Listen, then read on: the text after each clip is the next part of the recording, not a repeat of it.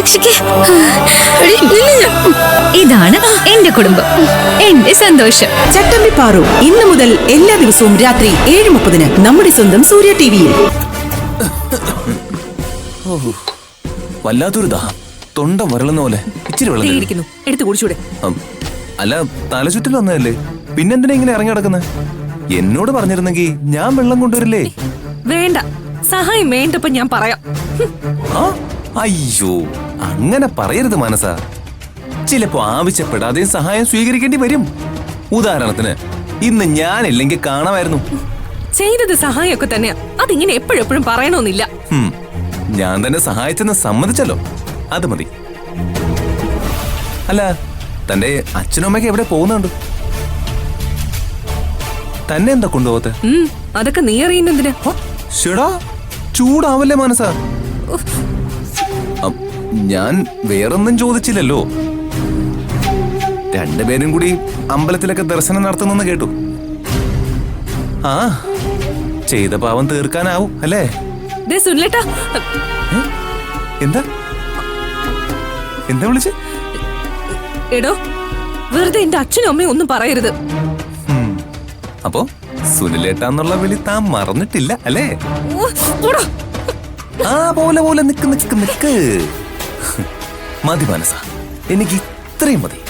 തന്റെ മനസ്സില് എനിക്ക് ഇപ്പോഴും ഒരു സ്ഥാനമുണ്ടല്ലോ. ഞാനങ്ങനെ വിളിച്ചത് എന്റെ മര്യാദ കൊണ്ടാ.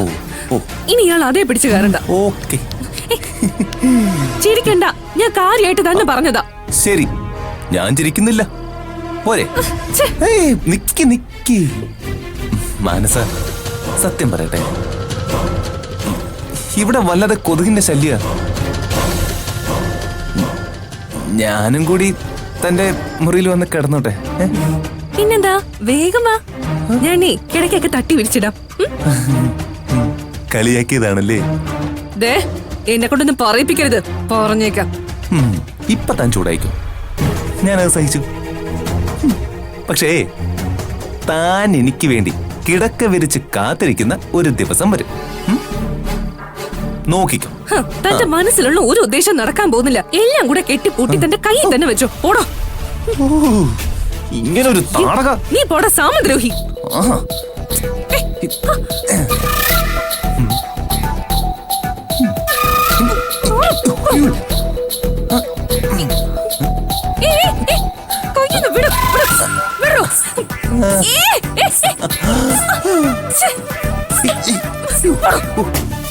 ആണല്ല പെണ്ണല്ല അടിപൊളി വേഷം, പെണ്ണായാൽ കാണില്ലേ പേരിനു നാണം.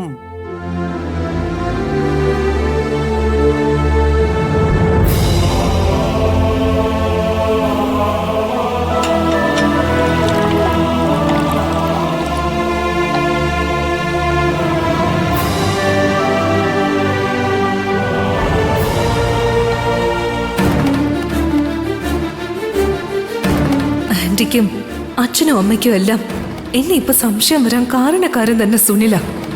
അതുകൊണ്ട് എങ്ങനെയെങ്കിലും എന്റെ നിരപരാധിത്വം എനിക്ക് തെളിയിക്കണം.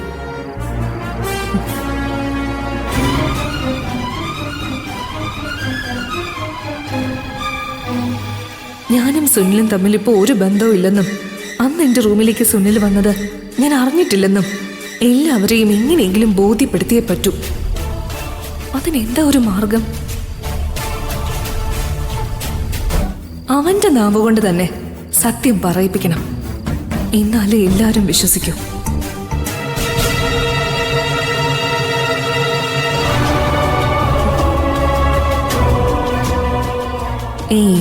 അത് ശരിയാവില്ല. വേറെ എന്തെങ്കിലും ഒരു വഴി കണ്ടെത്തും. മതി, അത് തന്നെയാ നല്ല ഐഡിയ. നീ അത്രയ്ക്കായല്ലേ? അല്പം തറയാകേണ്ടി വന്നാലും വേണ്ടില്ല, ഇത് ഞാൻ പൊളിക്കും. നിന്നെ ഞാൻ ഈ വീട്ടിൽ വാടിച്ചു തരാം കേട്ടോ. നാളെ ആവുമ്പോ ഇവിടെ മറ്റാരുമില്ല. നല്ല സമയം.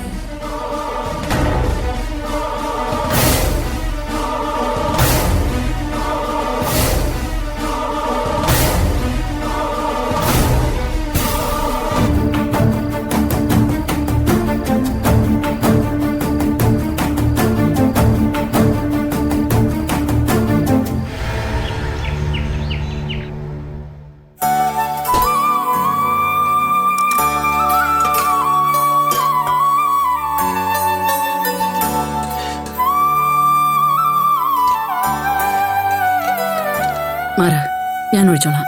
ഞാൻ ചെയ്യാം അമ്മേ. മാറിക്കോ. അമ്മേ, ഞാൻ അമ്മയെ വന്ന് നോക്കി. അമ്മ നല്ല ഉറക്കത്തിലായിരുന്നു. ആ, നേരം വെളുക്കാറായപ്പോഴാ ഒന്ന് മയങ്ങിയത്.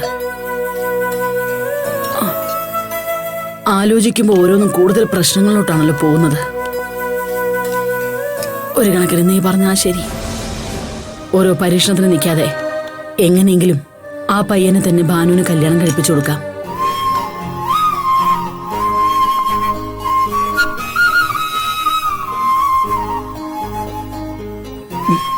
ഞാൻ വെറുതെ പറഞ്ഞതല്ല. ഇന്നലെ രാത്രി മുഴുവനും ഞാൻ ആലോചിക്കുമായിരുന്നു.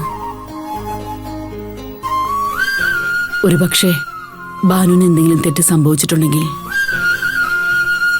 കല്യാണം കഴിയുന്നോടെ ആ കളങ്കം അങ്ങ് മാറുമല്ലോ. ഇത് തന്നെ അമ്മേ ഞാനും ചിന്തിച്ചത്. ഭാനുവിന് അന്ന് നടന്നൊന്നും ഓർമ്മയില്ലാത്ത സ്ഥിതിക്ക് ഈ തീരുമാനം തന്നെയാ നല്ലത്. പക്ഷേ അവര് ചോദിച്ചതിന് 4-1 പോലും കൊടുക്കാൻ നമ്മുടെ കയ്യിലില്ലല്ലോ മോളെ. അമ്മേ, അതൊക്കെ നമുക്ക് മോഹനമാമനോട് ഒന്നുകൂടി സംസാരിക്കാം. എത്രയായാലും ബുദ്ധിമുട്ട് പറഞ്ഞ് മനസ്സിലാവാതിരിക്കോ? സേതുവിനോട് എന്തു പറയും? എല്ലാ കാര്യങ്ങളും അവനോട് നമുക്ക് പറയാൻ പറ്റില്ലല്ലോ. അമ്മേ, ഭാനുവിന് ജയേഷിന് ഇഷ്ടമാണെന്നും ഈ കല്യാണം അല്ലാതെ വേറൊരു കല്യാണം വേണ്ടെന്നും അവള് പറഞ്ഞു എന്ന് തൽക്കാലം നമുക്ക് പറയാം. എന്തായാലും സൂര്യ എന്നോടൊപ്പം ഉള്ളപ്പോ എനിക്ക് പേടിക്കാനൊന്നുമില്ല അമ്മേ. ഇതിപ്പോ 1-2 രൂപയുടെ മുതലല്ലല്ലോ ചോദിച്ചേക്കുന്നത്. അത്രയും വലിയ തുക ചെലവാക്കാൻ സൂര്യ തയ്യാറായാലും ജയ സമ്മതിക്കില്ല. അങ്ങനെ വലിയ ഭാരമൊന്നും സൂര്യയുടെ തലയില് നമ്മൾ വെച്ചു കൊടുക്കില്ലല്ലോ അമ്മേ. പിന്നെ എന്താ നിന്റെ പ്ലാൻ?